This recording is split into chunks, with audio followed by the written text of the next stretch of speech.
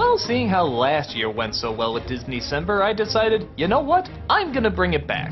But what can I do? I've done most of the 2D animated films. Well, it seemed like there was only one inevitable choice. Let's dive into the CG animated films.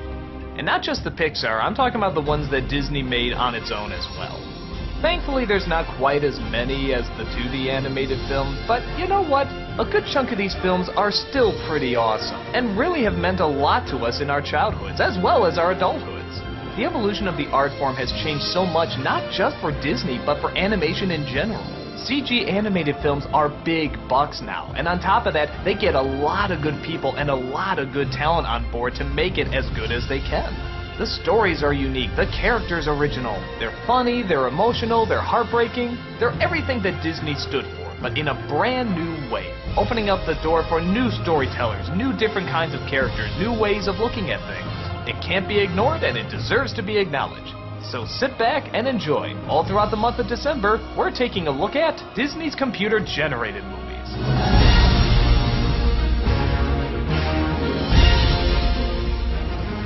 Well, let's start with one of the first CG animated movies ever made, Toy Story. Now for a little background, let me tell you exactly what CG meant in film at the time.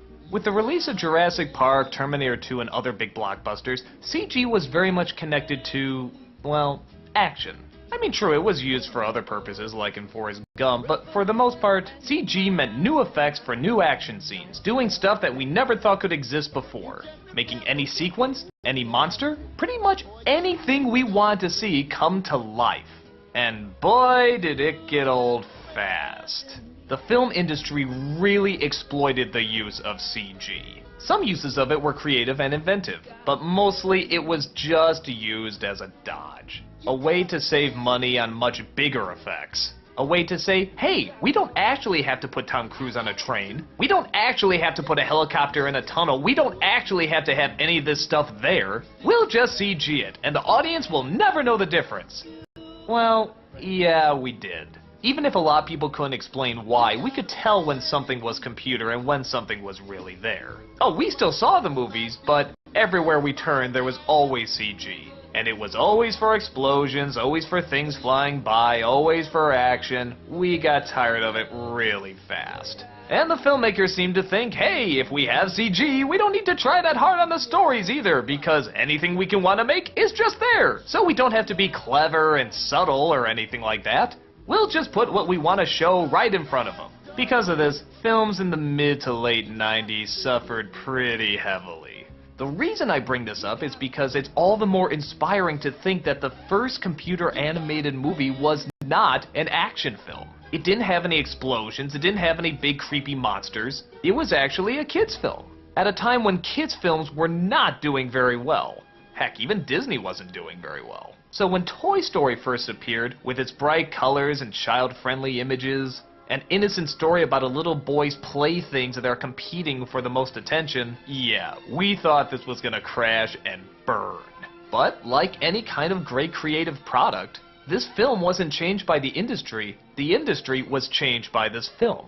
Now everybody wants to be like Toy Story. Everybody goes for the same formula. A CG animated film with bright colors, a lot of creativity, dialogue that's very modern, almost like stuff you'd hear on The Simpsons, a simple story that actually manages to rope in some comedy and surprisingly even a little drama, and focusing more on the writing than the actual effects themselves. This is everything that makes a great film, and Toy Story is a great film. So what's the plot? Woody the cowboy, played by Tom Hanks, is the toy of a child named Andy. Andy's favorite toy, in fact. But when Andy leaves, all the toys come alive and start chatting with each other. And they're especially concerned because Andy's birthday party is today. And they're afraid that the new toys might overshadow them, even to the point of having them be given away. But Woody is there to calm them down because, of course, he's Andy's favorite. Or at least, was. A new toy named Buzz Lightyear, played by Tim Allen, has all the latest gizmos and technology. Woody inevitably gets jealous and tries to fight for his spot as alpha dog. One day, one of his plans goes too far and he accidentally knocks Buzz out of the house. Woody gets roped right along with him, and the rest of the film is a race to get back home before Andy and his family move. The strength in this movie is the writing. These are just great characters, and on top of that, it's a great setup. Buzz is not the villain, Woody's not the villain, it's just a form of jealousy that we all know. And that leads to great comedy. In my opinion, some of the best comedy out there is based on competition. And seeing these two constantly try to be good people with their ethics, but also get drawn into the childish turmoil of who's more popular, is great to watch. And it's also really clever that it's the spaceman that outdoes the cowboys, showing how much fads come and go. And that's very much what happened too. As soon as astronauts went into space, cowboys were suddenly seeming very passé, and space adventures were suddenly all the rage. You can't blame Andy for it, he's just an everyday kid. In fact, the film for the most part really doesn't have much of a villain. Well, except maybe Sid. Sid is the next door neighbor that loves to blow up toys, and yeah, come on, you either knew this kid or even at points was this kid. Again, you can't look at him as the villain because, let's face it, he's just having fun with toys. Every character, even Sid, is identifiable. The writers try hard to make sure that everybody has a motivation and a backstory that actually we can relate to and understand. The idea of toys coming to life is absolutely nothing new. We've seen it a million times, but it's the new twist and spin that they can give to it that suddenly makes it wonderful. The CG I actually think still holds up pretty well. In some parts. It's pretty clever that they made the movie about toys because the plastic textures actually work very well in CG animation. Little details like that spoon. That spoon still looks like it's really there to me. But then there's stuff like the humans and the dog. Yeah, they look pretty awkward. Give them credit, it was the first CG movie ever made, but yeah, at times the people look more plastic than the toys do, and yeah, that dog sort of looks like a Dalmatian that swallowed Pac-Man. It doesn't quite look right.